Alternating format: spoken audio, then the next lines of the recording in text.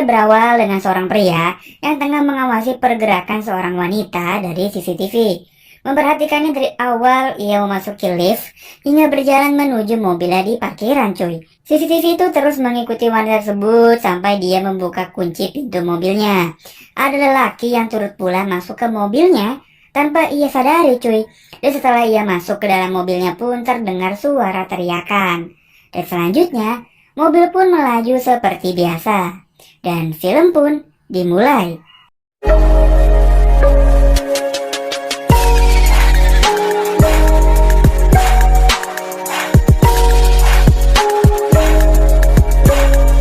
TV kali ini pengendara mobil biru yang menjadi sorotan. Terdapat dua orang wanita yang beranjak keluar dari mobil.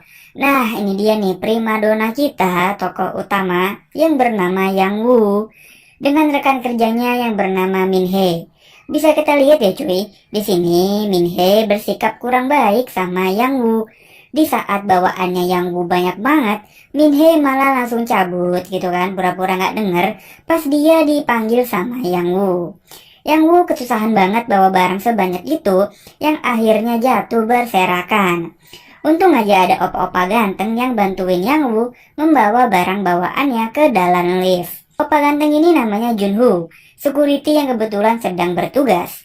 Selama bantuin Yang Woo, Junho ini ngoceh terus dan berusaha membuat suasana menjadi cair.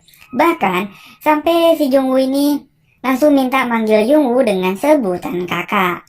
Yang Woo yang merasa tidak nyaman pun lalu memotong obrolan dan pergi meninggalkan dirinya. Kantor, Yang Woo langsung deh negur Min Hee yang udah ninggalin dia. Min Hee beralasan tidak mendengar panggilan Yang Woo karena dia pakai headset. Min Hee kayaknya sih gak suka banget ya sama si Yang Woo. Baru juga Yang Woo duduk, dia langsung disamperin sama bosnya yang langsung ngasih kerjaan seabrek nah tuh. Padahal menurut Yang Woo kerjaan ini tuh gak harus diburu-buru, tapi namanya atasan gitu ya, gak mau diturutin nih sama si Yang Woo. Si Yang Woo sekali ngawasin anaknya dari CCTV yang nyambung ke handphonenya. Tapi ternyata bukan Yang Woo aja nih yang lagi ngawasin orang dari jauh. Tapi dirinya sendiri juga lagi diawasin sama seseorang yang gak diketahui identitasnya. Serem juga ya. Yang Woo lembur lagi nih, sampai kantornya gelap semua nggak tuh. Dan tiba-tiba si atasannya Yang Woo nyamperin dia. Biasalah modus kayaknya nih kan. Yang Woo yang risih langsung pergi gitu kan ke pantry buat bikin kopi. Nyata diikutin tuh sama atasannya. Dan si Yang Woo pun harus menerima tanam paksa sama atasannya cuy. Walau akhirnya bisa lepas dari paksaan bosnya, Yang Woo panik dan langsung cabut dari kantornya menuju parkiran. Sebelum mobilnya keluar dari parkiran, Yang Woo ketemu lagi sama Junho yang lagi jaga malam. Yang Woo yang masih shock banget gitu kan abis ditanam paksa, langsung minta Junho buat ngecekin CCTV kantor dan memberi minuman penambah energi gitu kan sebagai imbalannya. Dan Junho pun nerima-nerima aja. Nah, singkat cerita, besok waktu hari Natal, Yang Woo tetap aja gitu berangkat kerja. Dia masih nyempetin mampir ke toko kue buat mesen kue berbentuk kelinci kesukaan sang anak. Sesampainya di kantor, Yang Woo nitipin bingkisan ke kepala security buat Junho. Walaupun kepala security-nya sempat ragu, tapi dia tetap menerima bingkisan tersebut. Nah, sialnya Yang Woo, pas dia mau naik lift ternyata ada atasannya nih. Walaupun kemarin abis ditanam paksa, dia bisa dengan tetap tenang dan masuk ke dalam lift berdua sama bosnya itu.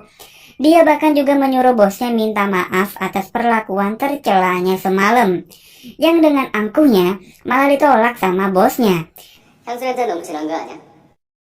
Kerjanya Yang Woo langsung ngingetin Min Hee soal pekerjaan yang harus cepat ia selesaikan. Tapi Min Hee kayaknya lagi nggak serius gitu kan kerjanya. Akhirnya banyak yang belum selesai. Mungkin si Yang Woo sebel kali gitu kan. Jadi dia langsung bilang ke Min Hee pokoknya pekerjaannya mesti kelar gimana pun caranya. Min Hee pun pergi ke tangga darurat buat nelpon. Nggak sengaja ngeliat si bos sama si Junho lagi ngobrol. Tapi sialnya HP-nya Min Hee bunyi yang membuat keberadaannya ketahuan. Jadi begitu Min Hee ngecek lagi, mereka udah nggak ada. Wah, mencurigakan banget ya. Sementara di ruang security, Junho lagi asik banget nih nge-stalk akun media sosialnya Youngwoo sampai dia nggak sadar kalau diperhatiin sama kepala security. Akhirnya Min Hee dan Youngwoo pun lembur berduaan gitu kan. Cuma si Youngwoo ini orangnya nggak enakan. Dia rela-relain nyuruh Min Hee buat pulang duluan dan ninggalin semua pekerjaannya. Biar si Youngwoo aja gitu yang kerja sendirian. Dan kalian tahu lah ya, reaksi Min Hee yang nggak tahu diri ini sangat dengan senang hati dong. Dia langsung pergi deh tuh ninggalin Youngwoo sendirian. Dan ternyata cuy, cuplikan perempuan di awal film tadi adalah si Min Hee, yang artinya dia diculik dong. Terlihat Junho lagi merencanakan sesuatu nih, dengan memfokuskan semua CCTV ke arah mobilnya Youngwoo.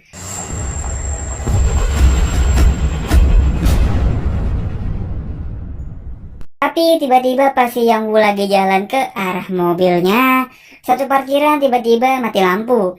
Suasananya pun langsung mencekam banget gitu kan.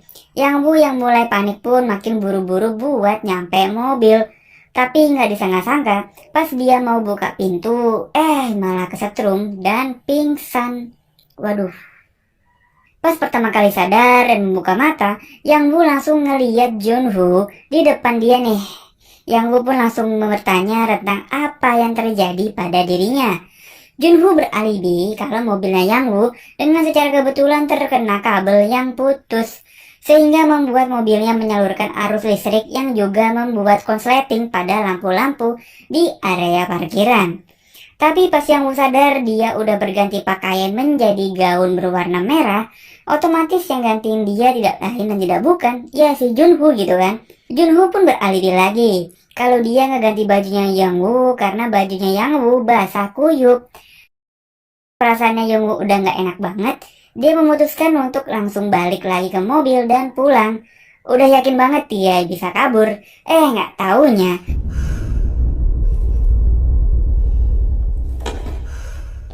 tiba-tiba udah ada si Junho samping mobilnya Youngwoo. Asli ini mah aura psikopat banget cuy. Akhirnya Junho pun nawarin Youngwoo buat nunggu di kantornya aja sambil dia manggil truk buat ngangkut mobilnya Youngwoo. Dan karena Youngwoo udah gak punya pilihan lain, ya dia mah nurut aja gitu kan. Di kantornya Junho, Youngwoo malah diajak makan malam romantis. Kayak seakan-akan Junho memang sudah merencanakan dan mempersiapkan semua ini. Bahkan sampai dia juga bawa kue berbentuk kelinci yang Youngwoo pesen buat anaknya. Dan sempet-sempetnya juga gitu ngajak Youngwoo buat selfie.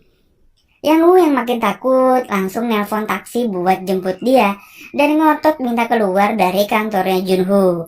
Cuman ya percuma karena semua akses keluar dari kantor ini sudah dikunci sama Junho.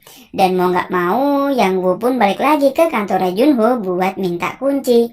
Tapi yang Youngwoo temuin malah bukti-bukti kalau Junho memang terobsesi banget sama dirinya. Memata-matain Youngwoo dari lama cuy. Wah, serem juga ya kalau kayak gini.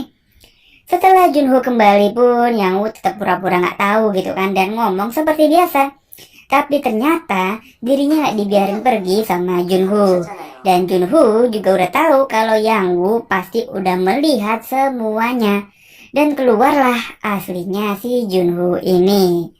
Walaupun Youngwoo menangis dan memohon Junho malah memborgol tangannya Youngwoo cuy. Dan terlihat juga apapun yang mereka lakukan diawasi sama orang lain dari jauh.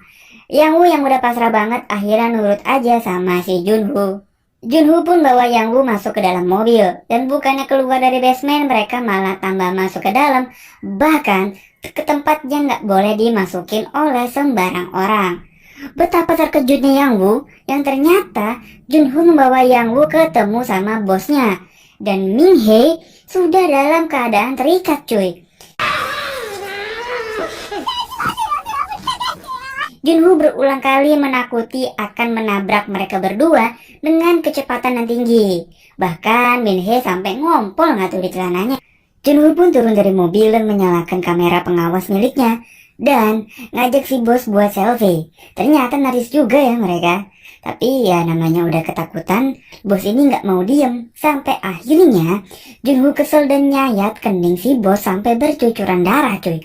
Baru deh si bos mau selfie. Begitu juga sama Min Hee. Bener-bener psikopat banget ya ternyata. Memilih si bos yang langsung dia habisin di tempat. Setelah dia kira bosnya udah nggak bergerak lagi, Junho pun melepaskan Min Hee.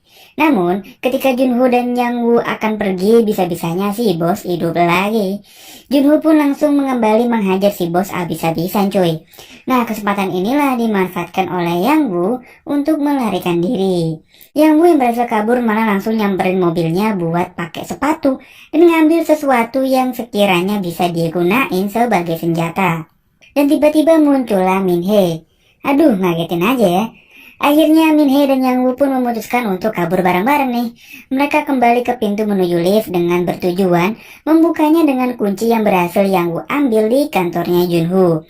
Tapi memang dasarnya ceroboh banget gitu kan. Min Hee yang gak sabaran malah ngebuat kuncinya jatuh ke dalam selokan. Yang Woo yang masih belum putus asa berusaha memecahkan pintu kaca dengan sekuat tenaga. Namun nihil usahanya tak kunjung berhasil. Akhirnya Yang Woo menemukan tempat persembunyian yang cocok buat Min Hee. Min Hee ditinggalin tuh di dalam sendirian. Junho kembali ke kantornya untuk menyalin suara rekaman dari kamera pengawas dan juga ganti baju. Setelahnya pun Junho berusaha mencari Yang Woo di setiap kamera CCTV. Tapi Yang Woo pun lebih cerdik. Dia menggunakan titik buta setiap CCTV untuk lolos dari pengawasannya Junho. Sampai akhirnya Yang Woo menemukan lift yang masih berfungsi. Akhirnya belum sempat liftnya sampai atas, tiba-tiba mendadak berhenti.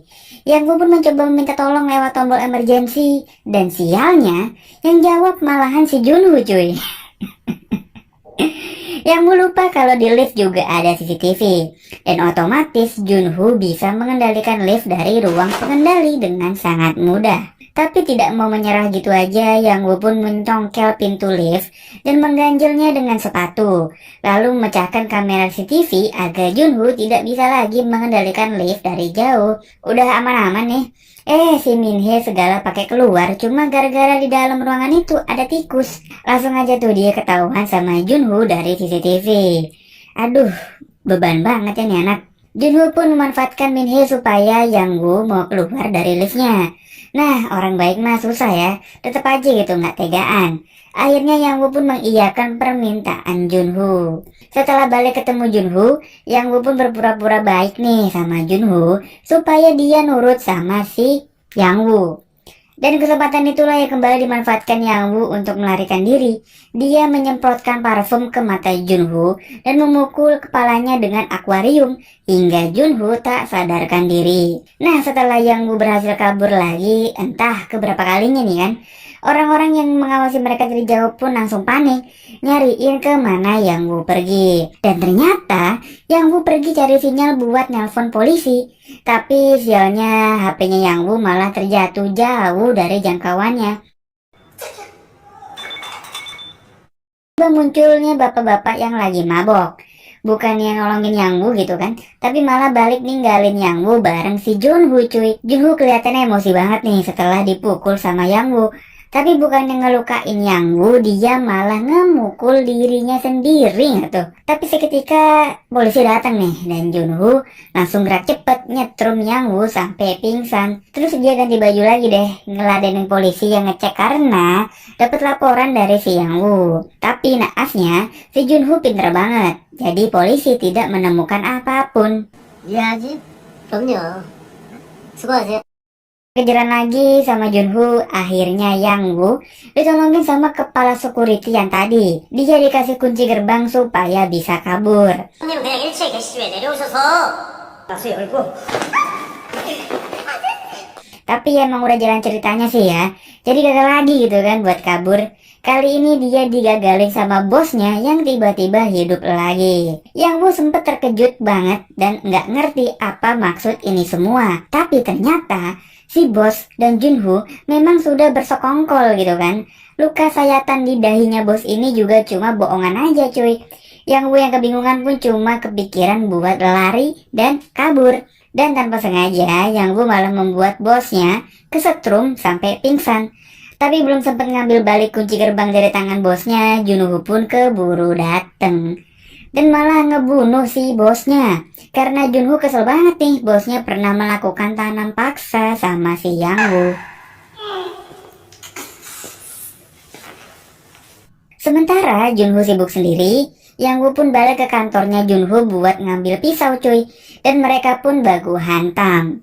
Pas lagi asik berantem, mayatnya Minhe jatuh gitu aja di depan Yang Woo.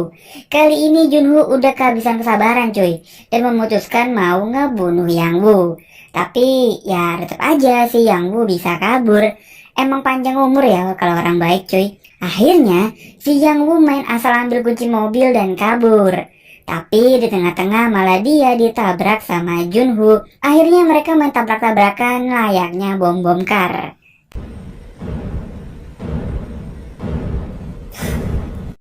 Akhirnya karena pemerannya udah pada capek kali ya, Yang Woo berhasil juga nih nusuk Junho dan ngeborgol dia ke pintu mobil.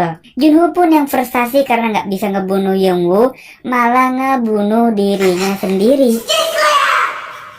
Akhirnya Yang Woo bisa keluar dari basement itu dengan selamat. Orang-orang yang mengawasi mereka dari jauh adalah sekelompok orang-orang yang membuat film tentang pembunuhan di tempat parkir. Tapi bukannya dengan artis atau pemeran, mereka bikin film ini dengan manusia asli. Dan pembunuhannya adalah kenyataan cuy. Tujuan dari mereka ini adalah hanya untuk mendapatkan keuntungan sebanyak mungkin. Cerita pun selesai, tamat, bosnya mati, Minhe mati, dan Junho pun bunuh diri. Ya seperti film Korea pada umumnya ya, pasti dan selalu aja gitu bisa membawa kita hanyut dan terbawa emosi dalam setiap adegan di film ini. Menurut kalian sendiri gimana film kita kali ini cuy?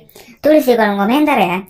Kalau kalian suka nih dengan film-film seperti ini, nggak ada salahnya buat like, komen, dan subscribe supaya kalian gak ketinggalan rekomendasi menarik lainnya dari gua. Gua cabut dan bye-bye.